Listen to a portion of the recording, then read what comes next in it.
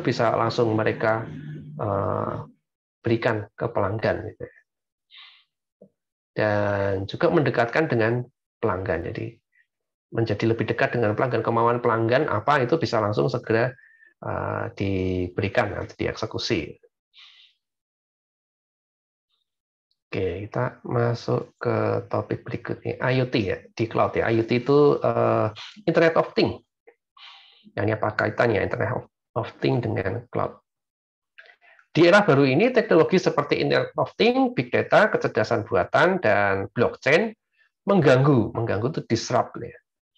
Disrupsi ya, mengganggu model bisnis dan industri yang ada sambil menciptakan peluang yang belum pernah terjadi sebelumnya bagi bisnis untuk membedakan diri mereka sendiri dan menciptakan nilai bagi klien mereka ya. Jadi yang disebut disrupsi itu ya gangguan ya.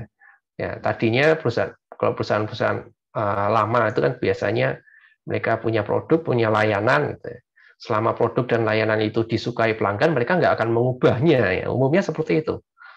Ya, oh ini produk disukai, oh layanan ini disukai, ya sudah diberikan. Mereka nggak akan berani untuk mengubahnya. Ya, jadi ada prinsip ya, jangan ubah sesuatu yang sudah berjalan dengan baik. Ya, ada prinsip seperti itu.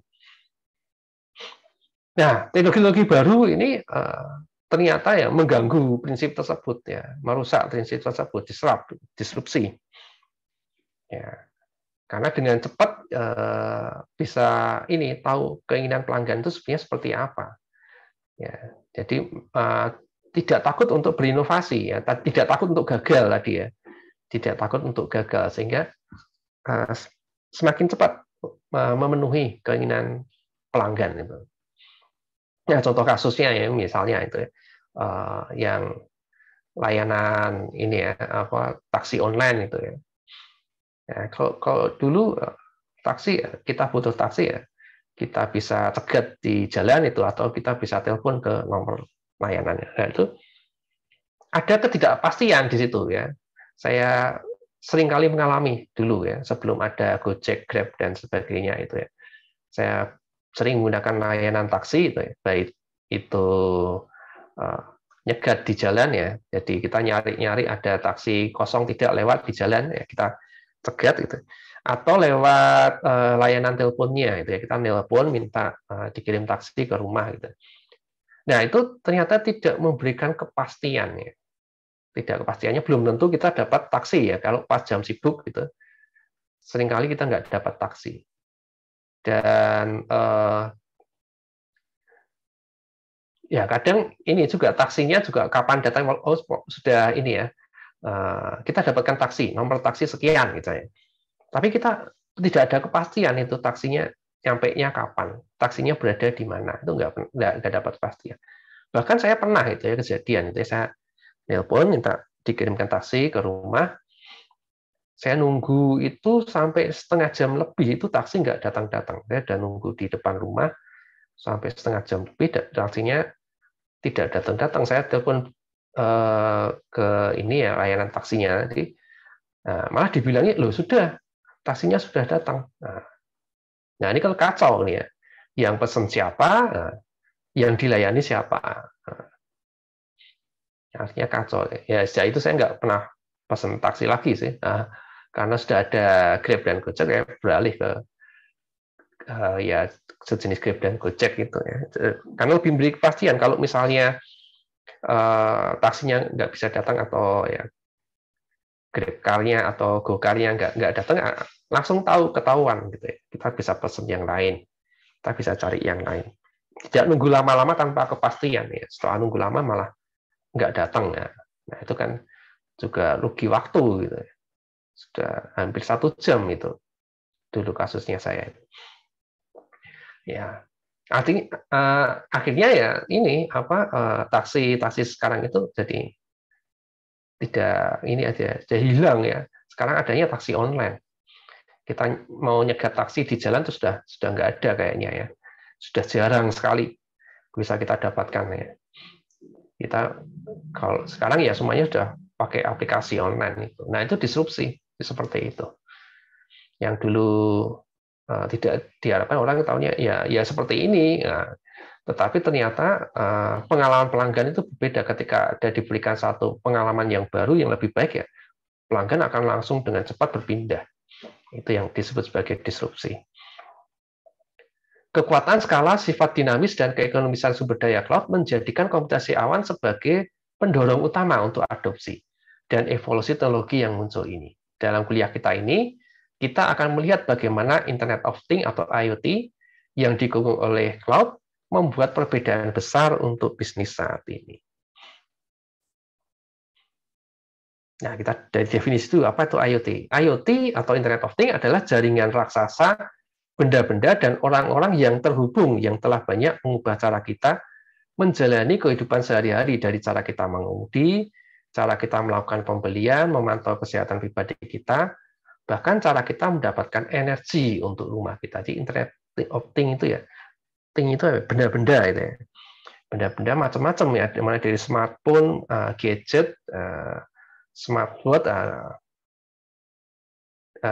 ya itu perangkat-perangkat seperti itu. Bisa juga perangkat-perangkat yang ada di rumah ya, yang terhubung ke internet. Misalnya kalau sekarang ada smart TV, itu ya, Android TV, ya. Terus ya ada perangkat-perangkat smart home banyak sekali sekarang. Ya, itu semuanya akan terhubung ke internet. Perangkat dan sensor pintar terus melacak dan mengumpulkan data. Nah, perangkat-perangkat smart home ya, contohnya perangkat-perangkat smart home itu mereka terhubungnya ke cloud. Nah, dan di cloud itu ya data-datanya akan terkirim ke cloud semua, sehingga mereka akan mengumpulkan data di cloud itu. Misalnya gedung pintar dapat memiliki ribuan sensor yang mengukur semua jenis data yang berkaitan dengan rangsangan thermal, ya, optik, struktural, dan lingkungan. Ya, kalau kita ingin membuat satu gedung perkantoran yang smart, ya, misalnya AC-nya itu akan nyala kalau pas suhunya panas dan mati secara otomatis kalau suhunya dingin, misalnya seperti itu. Lampu akan nyala kalau ada orangnya, akan mati secara otomatis kalau tidak ada orangnya. Ya, misalnya seperti itu. Ya, sekarang sedang dikembangkan. Ya. Pintu akan membuka berdasarkan misalnya sidik jari atau berdasarkan kartu, gitu. Ya, dan banyak hal lain. Jumlah data yang belum pernah ada sebelumnya sedang dihasilkan, menempatkan beban yang sangat besar di internet. Di sinilah cloud masuk. Dengan menghubungkan pengguna perangkat IoT ke cloud, baik itu untuk pendaftaran perangkat, identitas perangkat, menyimpan data, atau mengakses data perusahaan. Jadi, dengan adanya cloud ini lebih dimudahkan sih, ada banyak penyedia cloud gitu ya. Nah, lebih dimudahkan untuk pendaftaran perangkat. Kalau kita beli perangkat smart home, gitu ya, misalnya kalau saya yang pernah beli itu ini ya lampu, ya, lampu yang bisa kita nyalakan hidupkan melalui smartphone, itu bisa kita buat jadwalnya juga. Oh, jam sekian nyala, jam sekian mati. Nah itu kalau yang pakai model cloud itu cepat sekali kita pakainya, ya mudah sekali. Tinggal kita registrasikan ke akses point kita ya, ke WiFi kita ya di rumah. Nah, udah langsung ya, kalau aplikasinya sudah diinstal di smartphone kita, udah langsung teridentifikasi dan bisa langsung kita gunakan, langsung kita setting gitu ya. Kapan nyala, kapan mati, ya, bisa kita jadwalkan, ya bisa kita kita program gitu ya. Misalnya kalau smartphone yang terinstall aplikasi itu saya bawa ke luar rumah ya, lampunya otomatis mati, misalnya seperti itu. Begitu kita datang ke rumah, lampunya otomatis nyala. Nah, bisa diprogram seperti itu juga. Itu dengan adanya cloud ya. Nah, data yang dikumpulkan melalui perangkat IoT disimpan dan diproses di cloud karena perangkat IoT dapat bergerak. Cloud berfungsi sebagai titik pengumpulan yang paling dekat ya. Kalau kita ya pakai smartphone tadi ya, kan smartphone itu bergerak. Nah, ini kalau kita pakai cloud ya cepat nanti prosesnya ya. Dibandingkan kalau kita punya server sendiri. Ya, kalau kita punya server sendiri ya mungkin pada saat kita dekat dengan servernya ya akan cepat ya. Tapi kalau kita pada saat jauh, misalnya kita jalan ke luar negeri, ya, sedangkan servernya di Indonesia, ya, bisa jadi koneksinya lambat. Tapi kalau pakai cloud, karena servernya tersebar, jadi lebih cepat. Ya, cloud berfungsi sebagai titik pengumpulan yang paling dekat, meminimalkan latensi dalam melaporkan poin data dan memberikan respon kembali ke aplikasi IoT. Jadi latensi itu ya jeda antara, misalnya kalau saya ingin nyalakan lampu, saya tekan tombol on gitu ya, terus lampunya langsung nyala, tidak ada jeda. Ya, kalau ada jeda kita tekan tombolnya on-nya sekarang, gitu, lampunya nyala beberapa detik kemudian, atau malah beberapa menit kemudian, nah itu ada jeda. Nah, kalau kita pakai cloud, ya, boleh dikatakan hampir tidak ada jeda. Jadi dari platform IoT yang sepenuhnya berjalan di cloud, hingga antarmuka yang digunakan oleh pelanggan untuk berinteraksi dengan perangkat ini, hingga platform analitik backend komputasi cloud mendukung dan memungkinkan IoT. Nah, ketika datanya sudah di IoT ini, ya, data tersebut bisa kita olah, kita bisa berinteraksi dengan data tersebut di mana saja. Penyedia layanan cloud juga menawarkan layanan IoT khusus yang dirancang untuk membantu mempercepat pengembangan solusi IoT. Mari kita lihat kasus mendemonstrasikan penggunaan IoT di cloud untuk memerangi badak yang terancam punah di Welgevonden dengan membuat perburuan dapat diprediksi. Nah, ini perangkat IoT bisa kita gunakan untuk perlindungan badak. Badak telah menjadi salah satu spesies kunci yang terancam punah karena perburuan di seluruh Afrika, khususnya di Afrika Selatan. Hingga saat ini pemburu telah meningkat jumlahnya dan mereka semakin termiliterisasi dengan senjata. Wah, ini pemburu-pemburunya juga semakin canggih. Ini. Nah, kan mereka kayak membentuk pasukan militer gitu ya, dengan senjatanya juga senjata yang canggih. Ya. Dan tentu saja kita harus melakukan hal yang sama. Nah, di sisi ini ya, pemerintah mungkin ya yang ingin melindungi badak atau organisasi yang ingin melindungi badak ya, tentunya kita harus melakukan hal yang setara dengan mereka. Kalau mereka dilengkapi dengan senjata yang canggih, ya, kita juga harus dilengkapi dengan perangkat-perangkat yang canggih juga. Satu-satunya cara untuk melakukannya dengan lebih baik adalah membawa teknologi dan hal-hal yang tidak mereka miliki. Spesies yang terancam punah ini mendapat bantuan dari beberapa teman tak terduga ya, zebra dan antelope. Mereka memakai sensor IoT yang terhubung ke cloud IBM. Jadi di sini yang dipasangi sensor IoT bukan badaknya, ya, bukan badaknya, tetapi hewan-hewan lain seperti zebra dan antelope. Karena zebra dan antelope ini sering berada di dekat badak, ya. Jadi maka disebut di sini teman, ya, teman tak terduga. Ya. Ketika pemburu liar memasuki area tersebut, hewan-hewan itu berlari, yang mengingatkan rangers yang dapat melacak emosi mereka dan membantu menghentikan mereka sebelum bencana terjadi. Ya, mengapa kok sensornya ditaruh di zebra dan antelope bukan di badak?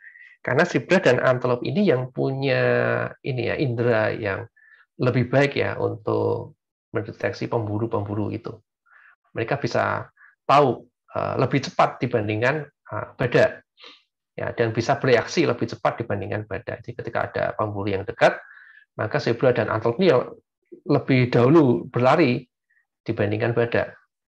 Ya, sehingga para rangers itu ya polisi hutannya itu ya, polisi hutan sudah lebih tahu lebih dahulu. Oh, ini dekat sini ada pemburu nih. Ya, daerah sini ada pemburu ini kok. Ada zebra dan antelope-nya ini berlari, tiba-tiba berlari gitu ya. Oh, berarti ada pemburu di dekat situ, sehingga rangers bisa mengantisipasi lebih cepat. Ya, bisa melakukan tindakan antisipasi yang lebih cepat. Dan menghentikan mereka sebelum bencana terjadi. Jadi bisa menghentikan para pemburu tersebut sebelum para pemburu itu menemukan badaknya ya, sebelum berhasil memburu badaknya. Ini cara cerdas untuk membantu meningkatkan populasi badak dan mengubah pemburu menjadi spesies yang terancam punah. Ya, akhirnya si pemburunya akan mengalami kesulitan, ya, dan akhirnya mereka pun ya tidak mencari badak lagi, ya, tapi berubah profesi yang lain. Nah, itu contoh penggunaan IoT, Internet of Things ya, di cloud.